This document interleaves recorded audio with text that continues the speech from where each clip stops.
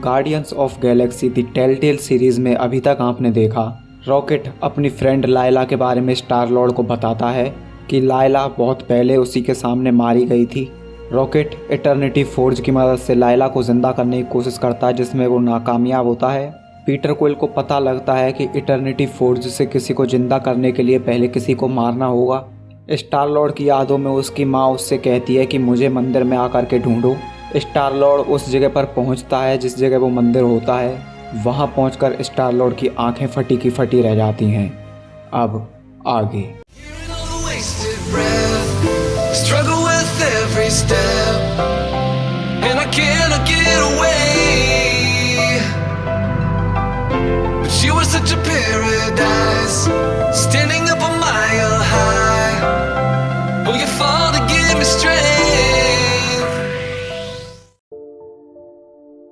इस एपिसोड की शुरुआत में हम देखते हैं कि गमोरा और स्टार लॉर्ड फाइनली उस जगह पर आ पहुंचे हैं जिस जगह पर बोला जा रहा था कि आओ और मुझे मंदिर में ढूंढो। वहां पर स्टार लॉर्ड अपनी माँ की परछाई को देखता है जो कि उससे कह रही होती है कि अब बस थोड़ा दूर और। लेकिन तभी हमारे लिए सीन शिफ्ट कर दिया जाता है और हमें फिर से स्टार लॉर्ड का बचपन दिखाया जाता है। स्टार लॉर्ड की उस बचपन की याद में हम देखते हैं कि स्टार लॉर्ड अपनी माँ के साथ एक स्टोर पर आया है जहां पर उसकी माँ दवाइयाँ लेने के लिए आई थी क्योंकि उसकी तबीयत बहुत ख़राब थी।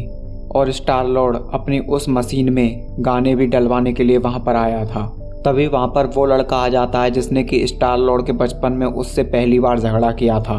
स्टार लॉर्ड वहां पर उससे ना झगड़ने की खूब कोशिश करता है, लेकिन वो लड़का उसकी माँ के बारे में उल्टा सीधा बोलने लगता है, जिसके बाद स्टार लॉर्ड उसे पकड़ करके वहीं पीट डालता है। ये सब देख करके स्टार लॉर्ड की माँ खूब गुस्सा होती है और कहती है कि तुम्हें किसी से यूं ही झगड़ना नहीं चाहिए। लेकिन स्टार लॉर्ड की उन यादों में फिर से कुछ फेरबदल होता है और उसकी माँ उससे कहती है अब बस तुम मुझ तक पहुंच ही गए। तभी सीन शिफ्ट होता है और हम देखते हैं कि स्टार लॉर्ड पृथ्वी पे है। स्टार लॉर्ड पृथ्वी पे कैसे आया उसको ये बात बिल्कुल भी समझ में नहीं आ रही होती है और उसके आसपास गमोरा भी नहीं होती। वो गमोरा को ढूंढने की कोशिश करता है। स्टार लॉर्ड फाइनली गमोरा को ढूंढ लेता है, लेकिन गमोरा उसके ऊपर तलवार तान लेती है क्योंकि गमोरा अभी अपनी यादों से बाहर नहीं आई थी। हाँ, ये जो मंदिर है, ये जो जगह है, गमोरा की यादों के साथ भी छेड़छाड़ कर रही थी, जहाँ वो अपनी यादों में अपने उन ट्रेनिंग के दिनों को याद कर रही थी जब वो नेबुला के साथ ट्रेनिंग करती थी। अब यहाँ पर गमोरा स्टार लॉर्ड को नेबुला ही समझ रही है और वो सोच रही है कि अभी ये ट्रेनिंग ही चल रही है। लेकिन स्टार लॉर्ड क्योंकि स्वॉर्ड फाइट नहीं जानता, इस वजह से उसकी जान पर खतरा है। गमोरा की यादों में हम देखते हैं कि नेबुला और गमोरा एक जगह ट्रेनिंग कर रहे होते हैं, लेकिन उस ट्रेनिंग में गमोरा नेबुला को आसानी से जीतने देती है। तभी वहाँ पर थैनोस आ जाता है और वो नेबुला को जीतते हुए देखकर खुश हो जाता है। और वहाँ पर कुछ देर बाद थैनोस गमोरा को दूर भेज देता है और नेबुला से अकेले में बात करता है। उसने नेबुला से अकेले में क्या बात की, ये बात अभी हमें गेम में नहीं बताई जाती।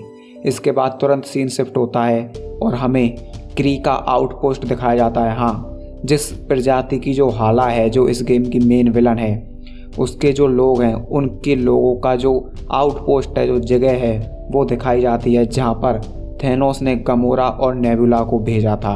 अब तुम लोगों के लिए बता दूँ, ये वही जगह है जिस बारे में नेबुला ने आखिरी बार जिक्र किया था, टारबॉल नाम की जगह, जहां पर गमोरा और नेबुला में सबसे पहला और सबसे खतरनाक झगड़ा हुआ था, जिसकी वजह से वो एक दूसरे से नफरत करती थी। तो आखिर वो एक दूसरे से इतना नफरत क्यों करती थी, वो चीज़ तुम्हें यहाँ जानने को मिलेगी।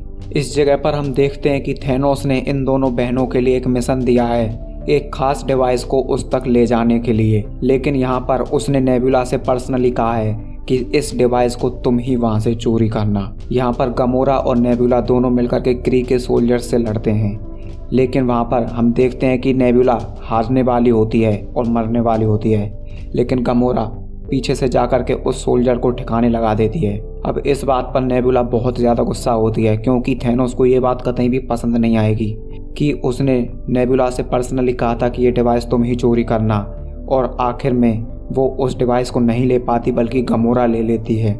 इसलिए यहाँ पर नेबुला उससे उस डिवाइस को मांगती है ज़बरदस्ती कि ये डिवाइस मुझे दे दे। गमोरा उसे वो डिवाइस दे देती है, लेकिन यहाँ पर नेबुला गमोरा के पेट में तलवार घुसा देती है, और उसे वहीं पर पड़ा छोड़ करके चली जाती है। गमोरा की यादों में हमें बस इतना ही दिखाया जाता है। तभी हम देखते हैं कि गमोरा यहाँ पर असली दुनिया में बेहोश पड़ी हुई है, या फिर बोलूँ उस मंदिर वाली जगह पर बेहोश पड़ी है और स्टार लॉर्ड उसे उठाने में लग रहा होता है।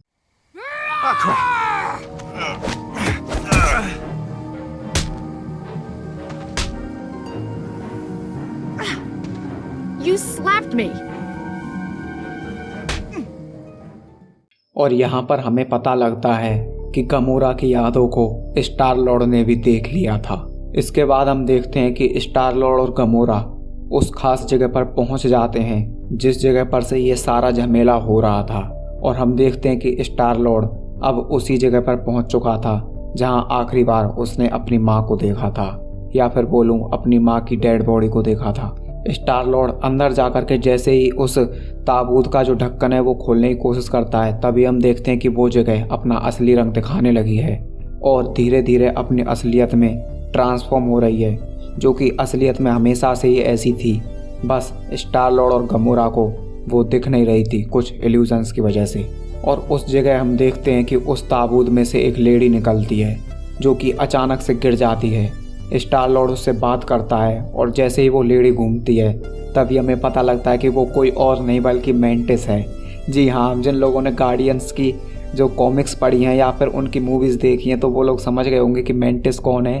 वो भी गार्डियंस ऑफ गैलेक्सी की टीम का ही एक हिस्सा बन जाती है आगे चल करके। जैसा कि मूवीज़ और कॉमिक्स में होता है वैसा ही इस गेम में भी होगा। यहाँ पर स्टार लॉर्ड को ये बात भी पता लग जाती कि मेंटिस किसी और की जो इमोशंस हैं, जो फीलिंग्स हैं, उनको महसूस कर सकती है और किसी और के लिए उन्हें महसूस करवा भी सकती है। यही मेंटिस की सुपर पावर है। और यहाँ पर मेंटिस स्टार लॉर्ड के लिए बताती है कि वो कई सालों से इसी ताबूत में बंद थी और उसकी किस्मत में यही था कि कोई सेलेस्टियल वन आकर के उस ताबूत को खोलेगा और उस मेंटिस को आज़ाद कराएगा। अब यहाँ पर कंफ्यूज मत होना, स्टार लॉर्ड कोई सेलेस्टियल नहीं है। जिन्होंने कॉमिक पढ़ी है उन्हें पता होगा कि सेलेस्टियल मार्वल कॉमिक्स में एक अलग ही लफड़ा है, तो उस लफड़े में ये कहानी नहीं जाती है। बस स्टार लॉर्ड को यहाँ पर थोड़ा सा जो है कहानी में फोकस दे दिया गया है थोड़ा सा। तो यहाँ पर जो है स्टार लॉर्ड को एक तरीके से तुम चूजन वन मान सकते हो कि वही आकर के इसको आज़ाद कराएगा। एक तरीके से प्रोफेसी तुम कह सकते हो उस चीज़ को।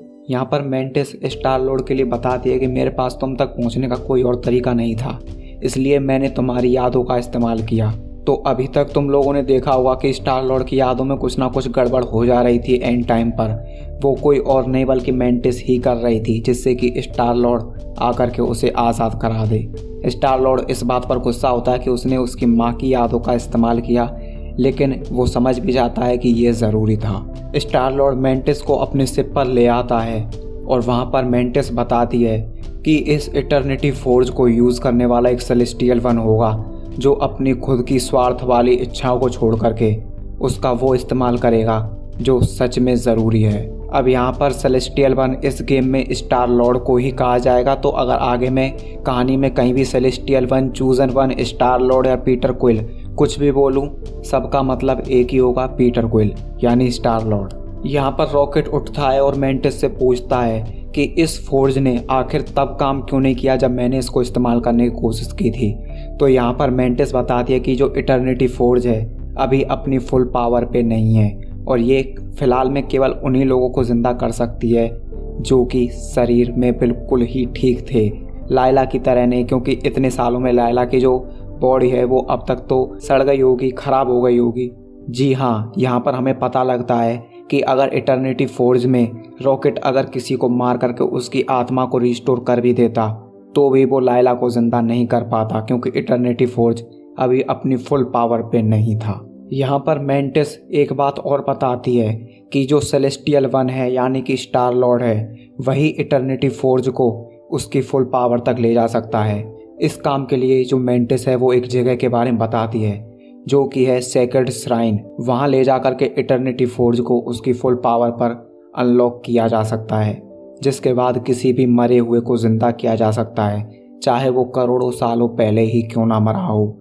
लेकिन हाँ, अपनी फुल पावर पे पहुंचने के बाद भी किसी को ज़िंदा करने के लिए किसी को मारना ज़रूरी होगा। ये बात सुनकर के ड्रैक्स और रॉकेट खुश हो जाते हैं, क्योंकि ड्रैक्स ने अपनी फैमिली खोई है और रॉकेट ने अपनी लवर। तो वो दोनों ही अभी इसका इस्तेमाल करने के लिए तैयार होते हैं। लेकिन यहाँ पर स्टार लॉर्ड और गमोरा दोनों मिलकर के उनसे मना करते हैं कि अगर ये इटर्निटी फोर्ज हाला के हाथ में पहुंच गया तो वो अपनी पूरी की पूरी आर्मी खड़ा कर देगी, और अगर उसकी आर्मी को किसी ने मार भी दिया वो फिर से उन्हें जिंदा कर देगी, तो हाला को रोकना नामुमकिन हो जाएगा। अब यहाँ पर गार्डियंस में आपस में झगड़ा होने लगता है, क्योंकि रॉकेट और ड्रैक्स दोनों ही अपने मरे हुए को जिंदा करने के लिए लड़ रहे होते हैं। लेकिन बाकी के लोग उस इटर्निटी फोर्स को ख़त्म करने के लिए तैयार होते हैं, क्योंकि ये बहुत ही ज़्यादा पावरफुल था। यहाँ पर स्टार लॉर्ड बीच में अपनी टांग अड़ाता है और सबको शांत करते हुए बोलता है कि ये बहुत ज़्यादा हो जाएगा एक बार में सोचने के लिए, तो मैं सब कुछ सोच करके तुम लोगों को बाद में जवाब देता हूँ। एक्चुअल में जिस श्राइन पर स्टार लॉर्ड उस इटर्निटी फोर्स को ले जा करके उसकी फुल पावर पर अनलॉक कर सकता है, उसी श्राइन में उसको हमेशा के लिए ख़त्म करने का भी तरीका होता है। यहाँ पर नेबुला दूर कहीं अकेली बैठी होती है जब गार्डियंस में ये सब झमेला चल रहा होता है।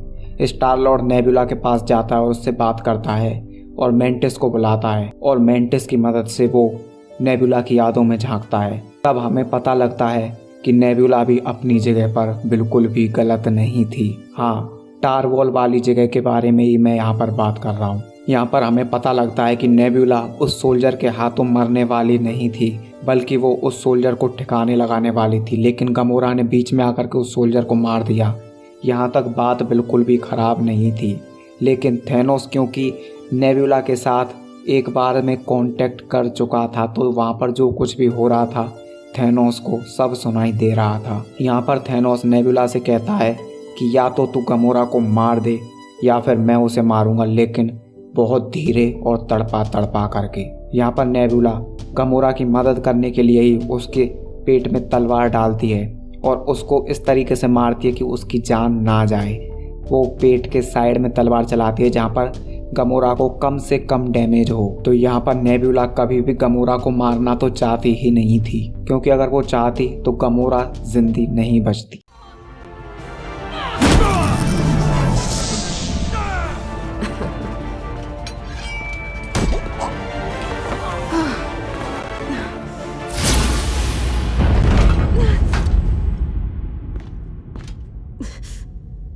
Nebula! Nebula, are you all right? Are you hurt? Why? Why did you do that? What? I had him. That was my kill and you took it from me. I won't tell Thanos, I promise. We'll keep it to ourselves. Nebula. Father.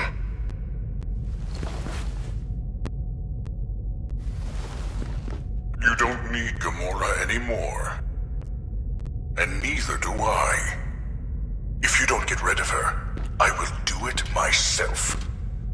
Only I will ensure that your sister suffers greatly.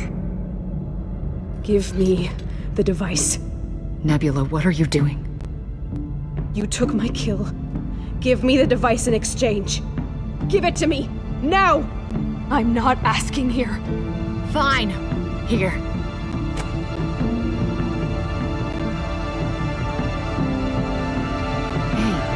It's going to be fine.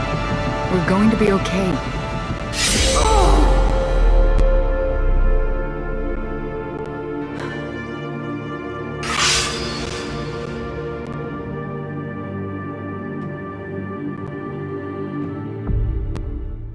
इधर star Lord Gomorrah को अपने पास बुलाता है और उसको सारी बात बताता है, जिससे कि गमोरा भी ये सुनकर के इमोशनल हो जाती है और अपनी बहन से फिर से मिल कर के रहने लगती है, क्योंकि अभी उसे सच पता लग चुका था कि नेबुला ने जलन के चलते या गुस्से के चलते उस पर हमला नहीं किया था, बल्कि उसी की सेफ्टी के लिए किया था। यहाँ पर स्टार लॉर्ड मेंटिस की फिर से मदद लेता है और उस सेक्रेड श्राइन के पास तक पहुंचने का उससे रास्ता पूछता है। मेंटिस अपनी सुपर पावर्स का इस्तेमाल करके उस श्राइन तक गार्डियंस को पहुंचा देती है। यहाँ पर गार्डियंस उस इटर्निटी फोर्स को एक प्लेटफॉर्म पर रख देते हैं, जिस पर अभी उनके सामने दो ऑप्शन होते हैं। अगर वो उस प्लेटफॉर्म को एक तरफ घुमाएंगे तो इटर्निटी फोर्स अपनी फुल पावर पे पहुंच जाएगा, लेकिन उसके अपोजिट डायरेक्शन में घुमाने पर वो खत्म हो जाएगा।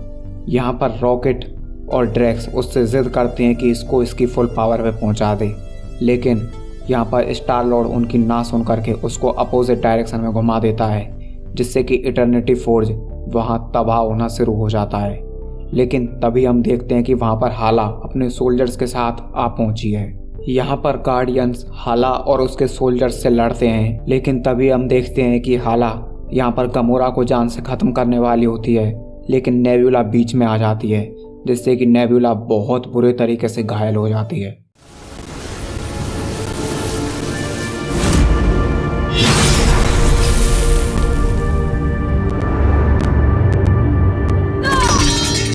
Nebula!